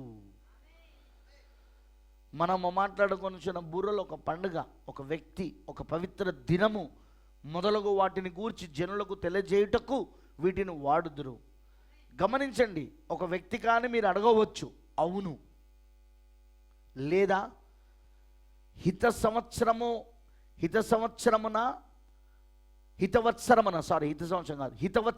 రాబోయే స్వాతంత్రమును అది ప్రకటించినప్పుడు వారు మరలా తిరిగి వెళ్ళుటకు ఉపయోగించుదురు. ఏంటట? హితవత్సరమున రాబోయే స్వాతంత్రమును అది ప్రకటించినప్పుడు వారు మరలా తిరిగి వెళ్ళుటకు ఉపయోగించుదురు. బూరలు దేనికి ఉపయోగిస్తారు? మరలా వాళ్ళ స్వాతంత్రాన్ని పొందుకోవడానికి. జూబ్లీ ట్రంపెట్, సునాద బూర. ఎంతమంది గుర్తుంది సునాద బూర? ప్రతి 50 సంవత్సరాలకు ఒకసారి సునాద బూర ఊదబడతా ఉన్నది. ఊదబడతలేదా? 7 విశ్రాంతి సంవత్సరాలు. 6 సంవత్సరాలు మీరు పని చేయవలను, కానీ 7వ సంవత్సరంలో మీరు ఏ పని చేయకూడదు. మీరు ఏ పంట వేయకూడదు. మీరు భూమిని ఖాళీగా ఉంచేయాలి. 6వ సంవత్సరంలోనే నేను 6వ సంవత్సరానికి, 7వ సంవత్సరానికి, మళ్ళీ 8వ సంవత్సరము పంట మీ చేతికి వచ్చేదాకా కావలసిన పంట అంతా 6వ సంవత్సరంలోనే ఇస్తా. 6వ సంవత్సరంలో ఒక్క పంట వస్తే సరిపోదు. 6వ సంవత్సరానికి, ఇటు 7వ సంవత్సరానికి కావాలి, అటు 8వ సంవత్సరంలో పంట చేతికి వచ్చేదాకా కావాలి. ఎందుకంటే 7వ సంవత్సరంలో వాళ్ళు విశ్రాంతి వదిలిపెట్టాలా దాన్ని. అలా 7 విశ్రాంతి సంవత్సరాలు, 7 49 సంవత్సరాల తర్వాత వచ్చే సంవత్సరమే సునాద సంవత్సరం అయి ఉన్నది. అది వాళ్ళకు స్వతంత్రతని ఇస్తుంది. అది బానిసలుగా అమ్మివేయబడిన వాళ్ళందరికీ విడుదల వస్తుంది. తాకట్లో ఉన్న స్వాస్థ్యాలన్నీ కూడా ఉచితముగా తిరిగి వాళ్ళ ఓనర్స్కి, వాళ్ళ యజమానులకు తిరిగి అది ఇవ్వబడుతుంది. అది తెలుసుగా మీ అందరికీ. ఒక బానిస ఉన్నాడనుకో, ఒక అమ్మివేయబడిన బానిస ఉన్నాడనుకో, అతను కూడా స్వతంత్రత పొందుకుంటాడు. సునాద సంవత్సరం బూర దానికోసం వాడతారు. ప్రవక్త అదే అంటున్నాడు, హితవత్సరమున రాబోయే స్వాతంత్రం అనేది ప్రకటించినప్పుడు వారు మరలా తిరిగి వెళ్ళుటకు ఉపయోగించుదురు. ఏది? బూర. ఇప్పుడు దానిని చెప్పవలనో ఒక పూర్తి ఉదయం మనకు చాలదు. ఆ విడుదలని గురించి నేను చెప్పడం మొదలు పెడితే ఒక పూర్తి ఒక ఉదయమే సరిపోతుంది. కానీ ఇప్పుడు బూరలను గురించి చెప్పుచు ముద్రలు మన సంఘం గురించి చెప్పితిమి. బూరలను గురించి చెప్పుతూ ముద్రలు మరియు సంఘం గురించి చెప్పితిమి. ఇప్పుడు మనం తిరిగి బూరల్లోనికి వెళుదుము. బూర మ్రోగినది, అది పండుగకు కానీ యుద్ధమును కానీ వెల్లడి చేయును. బూర మోగినప్పుడు ఏం జరుగుతుంది? అది పండుగకు కానీ పిలవడమై ఉంటుంది, లేదా యుద్ధానికి కానీ పిలవడమై ఉంటుంది. అమనంటారా? అది దేనిని సూచించుననగా ఆ బూర జనులను ఒక చోటుకు చేర్చును. ఇప్పుడు ఇజ్రాయెల్ అందరినీ ఒక చోటుకు చేర్చిందా? ఆయా దేశాలలో శరదనాలుగా బతికిన ఇజ్రాయెల్ అందరూ ఈ రోజున ఒక చోటుకు చేర్చబడ్డారా? వాళ్ళు బూర స్పష్టము కాని ధ్వనిని ఇచ్చినచో యుద్ధమునకు ఎవరు సిద్ధపడుతున్నారని పౌలు చెప్పాను. ఎవరికి తెలియను? బూర ధ్వని నీకు తెలియను. 137వ పారాగ్రాఫ్. బూరం రోగుచున్నప్పుడు నేడు భూమి మీద ఒక సంగతిని మనం చూచుచున్నాం.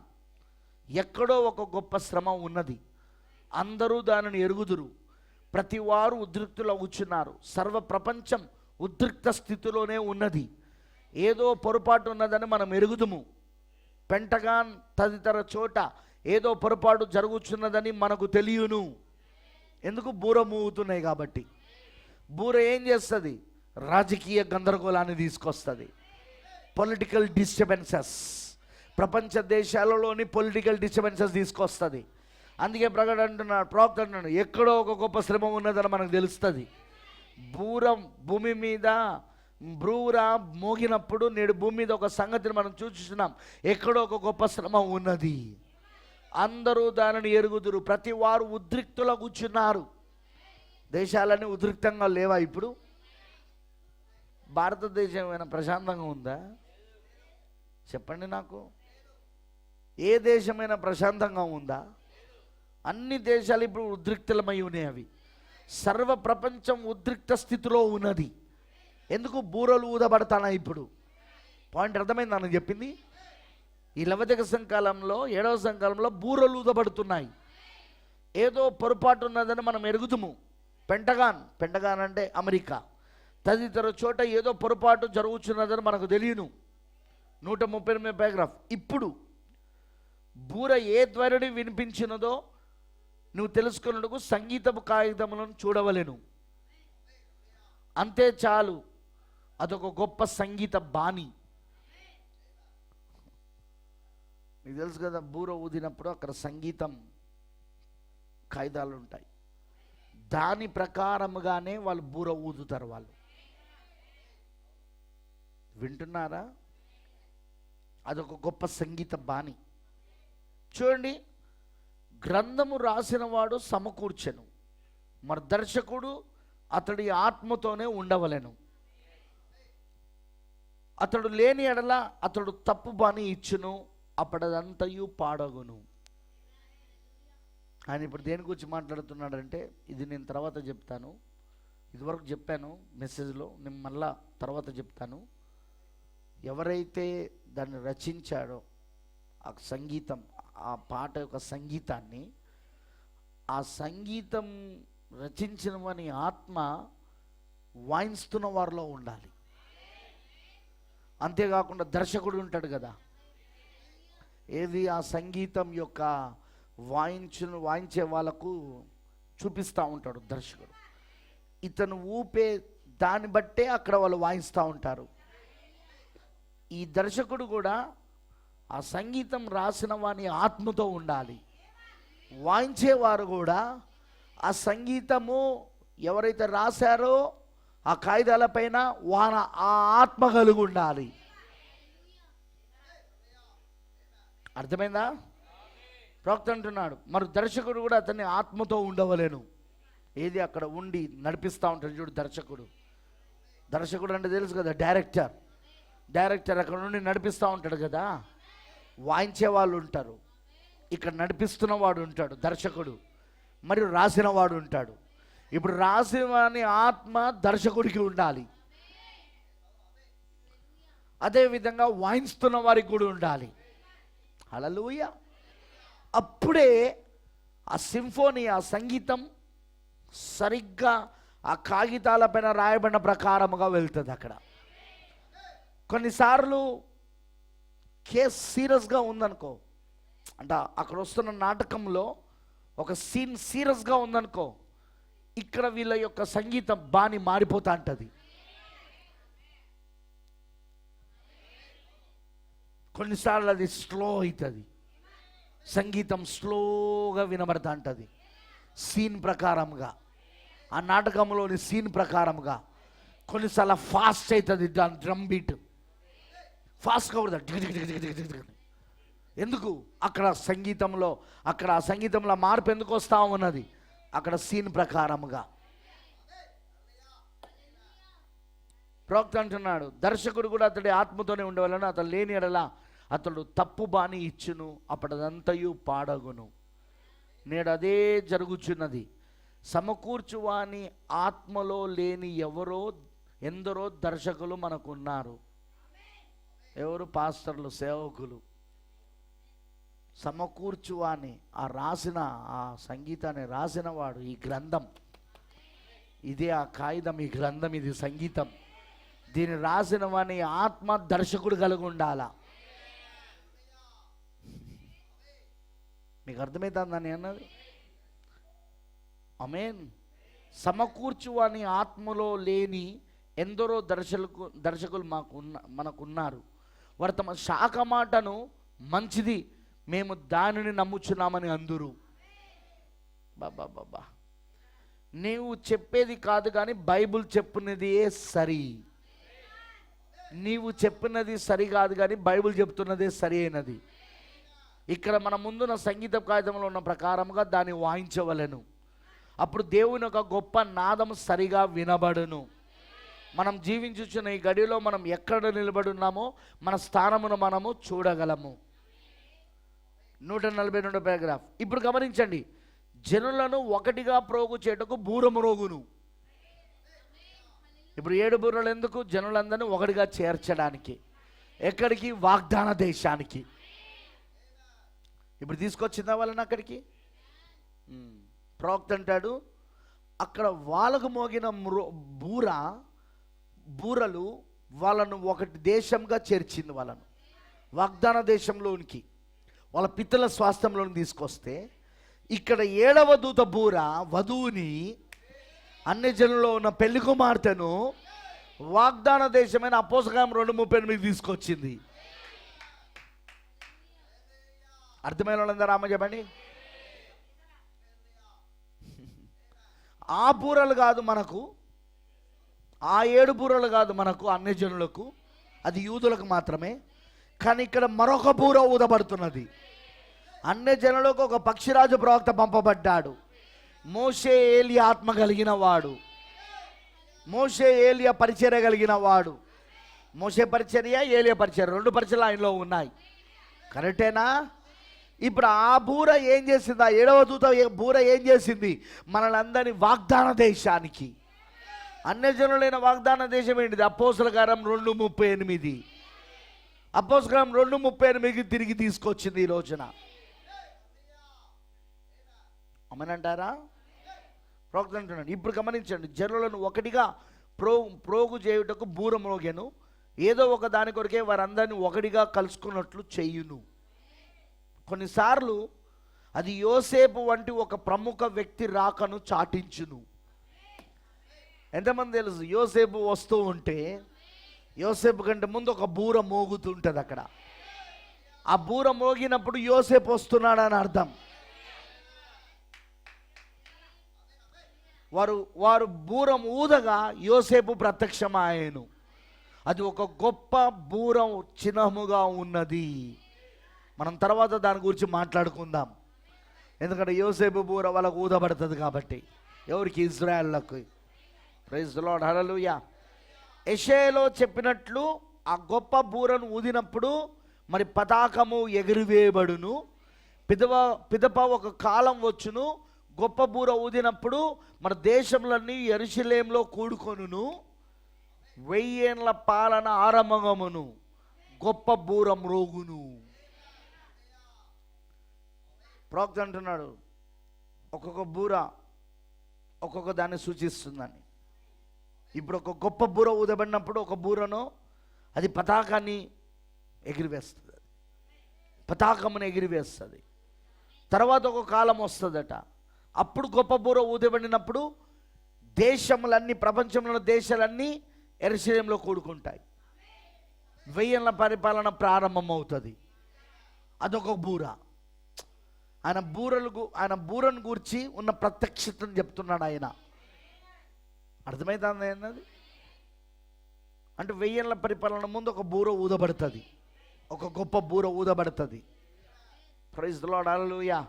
ద గ్రేట్ ట్రంపెట్, ఒక గొప్ప బూర. ఆమేన్ అంటారా? యేసుక్రీస్తు ఇశ్రాయేలుకు ప్రత్యక్షమైనప్పుడు ఒక బూర ఊదబడినది, ఒక బూర ఊదబడుతుంది. ఎలాగైతే యోసేపు ప్రత్యక్షమవుతున్నప్పుడు ఎలా ఒక బూర ముందుగా ఊదబడిందో, కరెక్టేనా? చరిత్రలో పాతరిమలకు వెళ్ళి చూడండి, అక్కడ యోసేపు ప్రత్యక్షమయ్యే ముందు ఒక బూర ఊదబడింది. ఇశ్రాయేలుకు కూడా అలానే ఊదబడుతుంది. అక్కడ యోసేపు వాళ్ళకు ప్రత్యక్షమవుతాడు, సహోదరులకు తనను తాను బయలుపరుచుకుంటాడు. ఎవరు? యేసుక్రీస్తు. యోసేపు ఎవరంటే యేసుక్రీస్తు. ఇశ్రాయేలుకు బయలుపరుచుకుంటాడు ఆయన. కానీ ఆ సమయంలో వధువు ఇక్కడ ఉండదు, వధువు ఎత్తబడుతుంది. ప్రవక్త బూరకున్న విలువని చెప్తున్నాడు, బూరకున్న ప్రాముఖ్యతను చెప్తున్నాడు. ఏ సందర్భాలలో బూరలు ఊదబడతాయో చెప్తున్నాడు. అర్థమైంది అందరికీ? ఏ సందర్భాలలో బూరలు ఊదబడతాయో చెప్తున్నాడు ఆయన. దాని గురించి మాట్లాడుతున్నాడు ఇక్కడ. ఇప్పుడు వీళ్ళకి ఎందుకు 6 బూరలు ఊదబడ్డాయి? ఎవరు? ఇశ్రాయేలులకు. ఈ 6 బూరలు వాళ్ళకి ఎందుకు ఊదబడ్డాయి అంటే వారిని తిరిగి ఒక దేశంగా సమకూర్చడానికి, వాళ్ళందరూ ఒక దేశంగా తీసుకురావడానికి. ఆమేన్. 144వ పారాగ్రాఫ్. బూరల పండుగకైన ఆహ్వానం ఏదో ఒక దానిని సమీపించుట చూపించుచున్నది. ఏంది? బూరల పండుగకైన ఆహ్వానం ఏదో ఒక దానిని సమీపించుట చూపించుచున్నది. అక్కడ బూరలు ఊదబడ్డాయి అంటే ఆహ్వానం. ఎందుకంటే ఏదో ఒక దాన్ని సమీపిస్తున్నదని సూచిస్తుంది అది. ప్రకటన 8 మరియు 7 గమనించండి, కావాలని రాసుకోండి. మొదటి బూర ఊదగా వడగండ్లు, రక్తము, అగ్ని భూమి మీద పడెను. మనం చదివినాం కదా అక్కడ. మొదటి బూర ఊదగా వడగండ్లు, రక్తము, అగ్ని భూమి మీద పడెను. ఇప్పుడు చూడండి ఎక్కడికి వెళ్తాడో ప్రవక్త. నిర్గమకాండములో దేవుడు తన జనులను యాత్ర కొరకే బయటికి పిలిచినట్లుగానే ఇది ఉండును. ఎక్కడికి వెళ్ళిండు? మొదటి నిర్గమానికి వెళ్ళిండు. మొదటి నిర్గమంలో వాళ్ళు వాగ్దాన దేశానికి వెళ్ళే ముందు ఐగుప్తులో వడగండ్లు కురిపించబడ్డాయా? నీళ్లు రక్తముగా మారినదా? అగ్ని వడగండ్లు కుమరించబడ్డాయా? సేమ్ అదే విధంగా ఉన్నదట ఇది కూడా. ఎందుకు?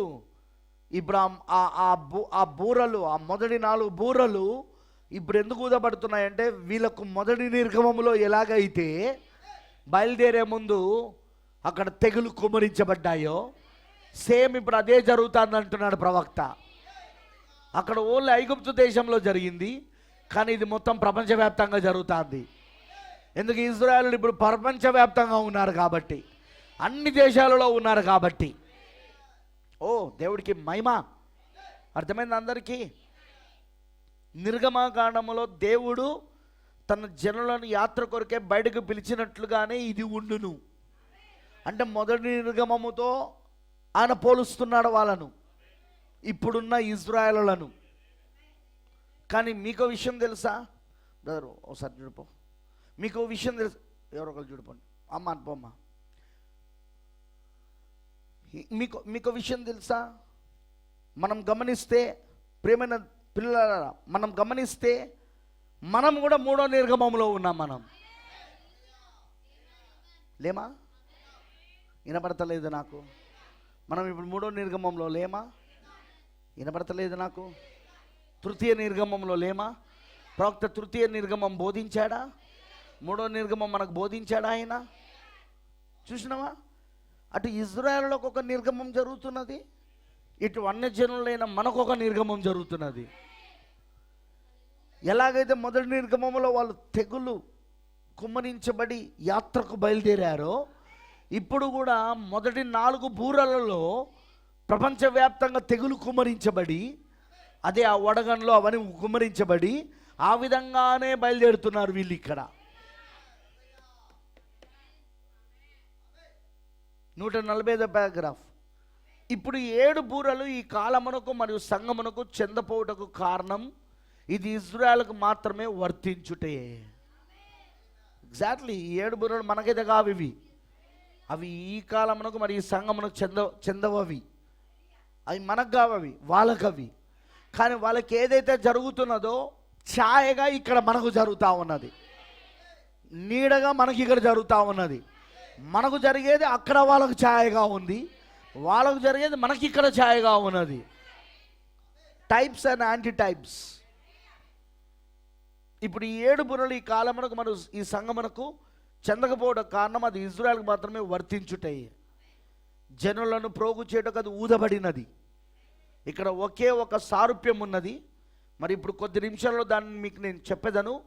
ఈ 7 బూరలు మనం జీవించుచున్న ఈ కాలమునకు ఎందుకు వర్తించదనే దానిని ఇక్కడ మీరు కనుగొనెదరు. నాకు తెలుసు చాలామంది ఈ విషయముతో విభేదించవచ్చును, కానీ అది నాకు తెలుసు. మీరు అలాగూ చెప్పినందువలన నేను చెప్పటలేదు. ఎందుకనగా దానిని నేను పొందుకోలేదు. నాకు తలంపులు నా సొంత తలంపులు కావు. వేరొకరు ఏదైతే నాతో చెప్పుచున్నారో అది తప్పైన ఎడల అది తప్పగును. కానీ నేను సొంతగా దీన్ని చెప్పడం లేదు, ఎవరో చెప్పినదే నేను చెప్పుచున్నాను. అనగా దేవుడే మనతో మాట్లాడి జరిగిన ఈ క్రియలన్నిటిని ఆయన జరిగించెను. ఆయన చేసిన క్రియలన్నీ మనం చూసారా? కావున అది సత్యమని నేను ఎరుగుదును. ప్రవక్త అంటున్నాడు, ఇది నేను ఎవరో చెప్తలేను, నేను ఎవరో ఆలోచనలు నేను తీసుకోవట్లేదు, నా సొంత ఆలోచనలు కూడా నేను తీసుకోవట్లేదు. దేవుడే నాకు దానిని బయలుపరిచాడు. 147వ పారాగ్రాఫ్. ఇజ్రాయేలులను బూరలే పోగు చేయును. ఇజ్రాయేలును సమకూర్చుటకే ఆ బూర. గమనించండి, ఇప్పుడు మొదటి బూర మృగగానే రక్తము అగ్ని భూమి మీద పడేను. చూచారా? ఆయన ఏం చేయుచున్నాడు? ఇజ్రాయేలును ఆత్మ సంబంధ ఐగుప్తు నుండి స్వభూమిలోనికి తీసుకొని వచ్చుచున్నాడు. అంటే సొంత భూమిలోనికి తీసుకొని వచ్చుచున్నాడు. ఇప్పుడు దీనిని నేను ఇక్కడ చెప్పడానికి ఇష్టపడుచున్నాను. ఊదబడిన ప్రతి బూరయు 6వ ముద్ర కిందనే ఊడబడినది.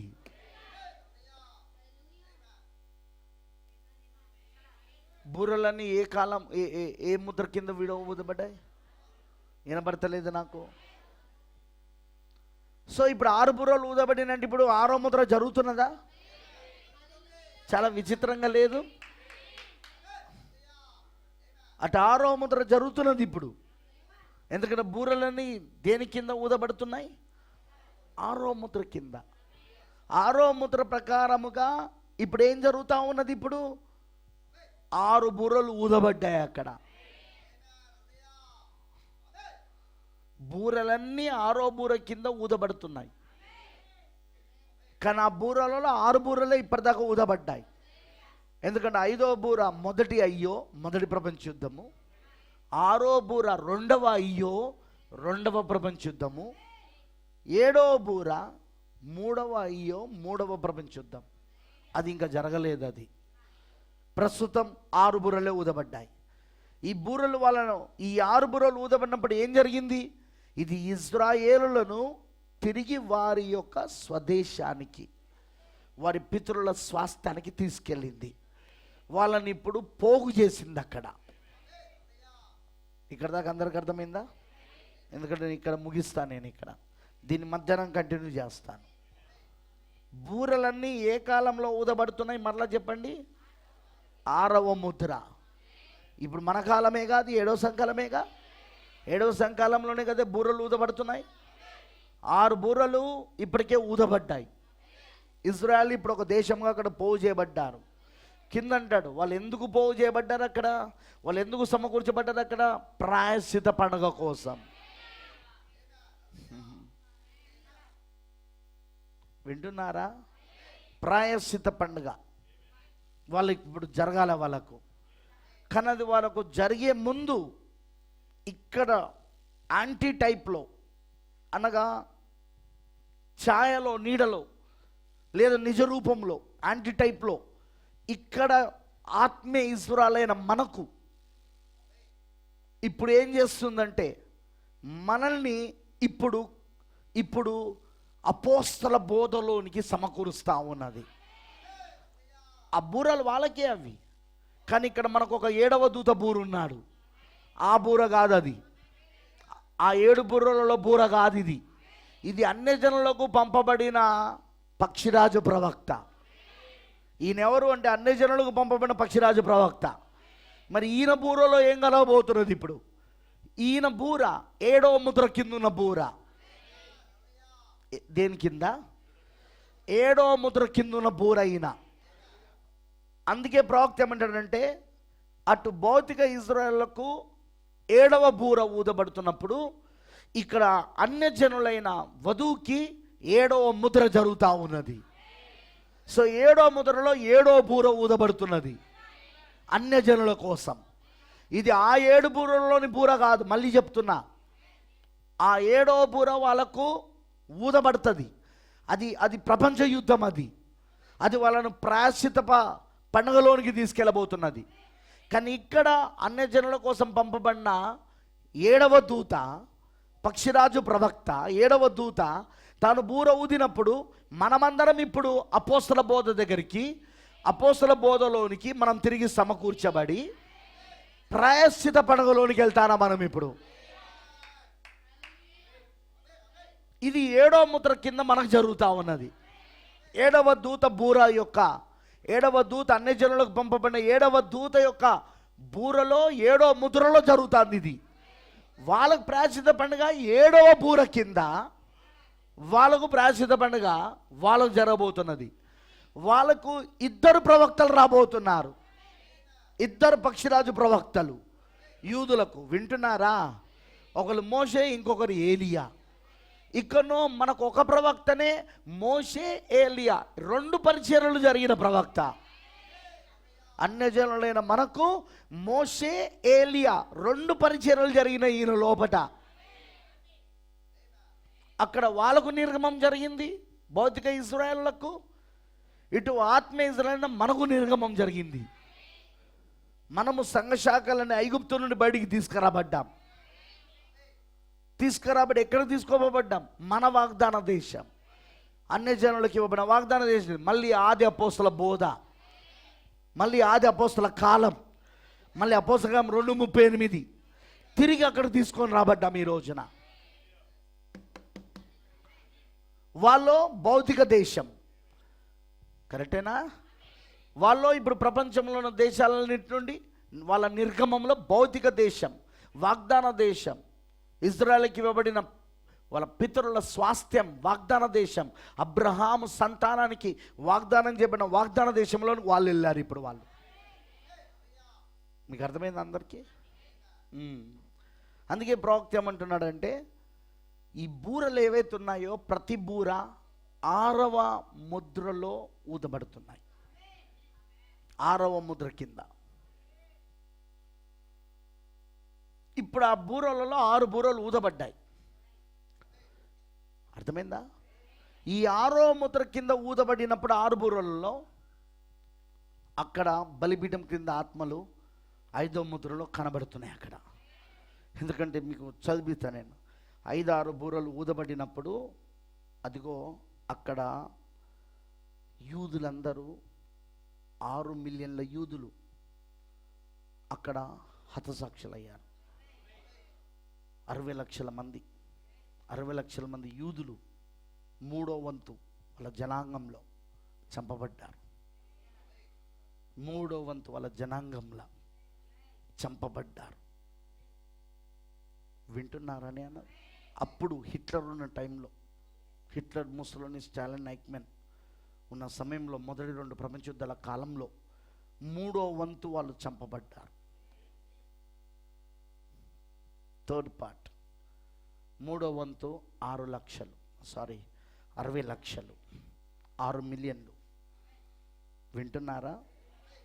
18 మిలియన్ల ప్రజలలో 6 మిలియన్లు చంపబడ్డారు. 3వ వంతు చంపబడ్డారు. అర్థమైన వాళ్ళందరూ ఆమె చెప్పండి. అందుకే ఈ రోజున లేఖనం ప్రకారంగా మనం అవన్నీ చూడగలుగుతున్నాం. మనం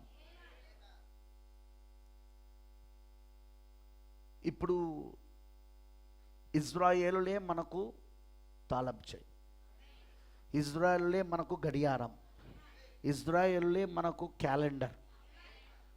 నువ్వు ఏ కాలంలో ఏ సమయంలో ఉన్నావో తెలుసుకోవాలంటే ఇజ్రాయేలులు ఇప్పుడు ఏ స్థితిలో ఉన్నారో చూడమన్నాడు ఆయన. అందుకే మనం చూస్తున్నాం ఇజ్రాయెల్ యుద్ధం మనం చూస్తున్నాం. ఇప్పుడు వాళ్ళు 1948 మే 14వ తారీఖున వాళ్ళకి స్వతంత్రత వచ్చిన కానుండి వాళ్ళు యుద్ధాలలో ఉన్నారు. వాళ్ళు కరెక్టేనా? ఎందుకు? బూరలు. దేవుడు వాళ్ళను అక్కడ సమకూర్చడానికి కారణము ఇందులో చెప్తాడు ప్రవక్త, నేను చదివిస్తాను. ప్రాయశ్చిత పండుగ కోసం వాళ్ళు ఆ ప్రాయశ్చిత పండుగలో గొర్రె పిల్లను గుర్తిస్తారు, పస్కాను అంగీకరిస్తారు.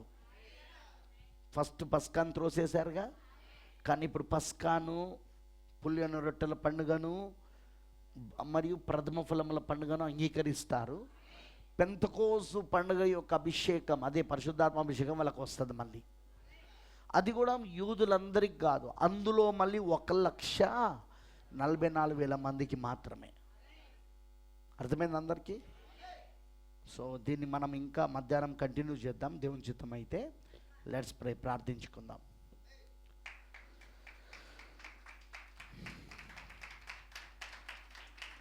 లెట్స్ ప్రే, ప్రార్థించుకుందాం. మహోన్నతుడా, సర్వోన్నతుడా, సర్వశక్తిమంతుడా, కృపామయుడైన తండ్రి, నీకు స్తోత్రాలు. మరొకసారి నీ సన్నిధిలో నీ రక్తం క్రిందికి వచ్చి మేము ప్రార్థిస్తున్నాం. నిజంగా ప్రభువా, నువ్వు మాకెంత కృపనిచ్చావంటే నీ యొక్క ముద్రలు తెరవబడడం ద్వారా ఇప్పుడు 5వ ముద్ర 6వ ముద్రలోని యూదులు కూడా మాకు అర్థమవుతున్నారు. అంతేకాదు ప్రభువా, ఆ 7 బూరలు 6వ ముద్ర కింద ఊదబడిన 7 బూరలు మాకు అర్థమవుతున్నాయి. అంతేకాదే అయ్యా, ఇప్పుడు మేము ఇంకోటి కూడా చూడగలుగుతున్నాము. అదేమిటంటే ఏదైతే అక్కడ భౌతిక ఇజ్రాయేలులకు జరుగుతూ ఉన్నదో ఇప్పుడు ప్రభువా, మాకిక్కడ ఆత్మీయ ఇజ్రాయేలు అన్ని జనుల్లో నుండి వచ్చిన నువ్వు ఏర్పరచుకున్న జనాంగం ఎవరైతున్నారో నీ నామం నిమిత్తము, ఆ అన్ని జనుల్లో నుండి నీ నామం నిమిత్తం ఏర్పరచుకున్న జనాంగం వధువు ప్రభువా, ఆత్మీయ ఇజ్రాయేలులకు ఇప్పుడు అదే జరుగుతుంది ప్రభువా. నిజంగా ప్రభువా, ఆ ముద్రలు తెరవబడడం వలన బూరలు కూడా తెరవబడ్డాయి. బూరలు కూడా ప్రభువా ఏమిటో మాకు అర్థమవుతున్నాయి. పాత్రలేంటో, తెగుళ్ళేంటో అన్నీ మాకు అర్థమవుతున్నాయి దేవా. అన్నీ మాకు బయలుపరచబడుతున్నాయి. దానివలన మేము ఎవరమో మాకు అర్థమవుతున్నది. ఇప్పుడు మా జీవితంలో ఇప్పుడు నువ్వేం చేస్తున్నావో మాకు అర్థమవుతున్నది. మమ్మల్ని ఏ విధంగా నిర్గమంలోనికి తీసుకొస్తున్నావు, మమ్మల్ని ఏ విధంగా నిర్గమం మాకు జరుగుతున్నది ఈ రోజున. ఎందుకు ఏలియాను పంపించింది? ఎందుకు నీవు తిరిగి పునర్దించడానికి, ఆది అపోస్తల బోధలోనికి, తండ్రుల విశ్వాసంలోనికి, పిల్లల హృదయాలను ప్రభువా మార్చడానికి ప్రభువా. అవును ప్రభువా, పిల్లల హృదయాలను త్రిప్పడానికి ప్రభువా నువ్వు ఇప్పుడు ఎందుకు పంపించావో మాకు అర్థమవుతున్నది.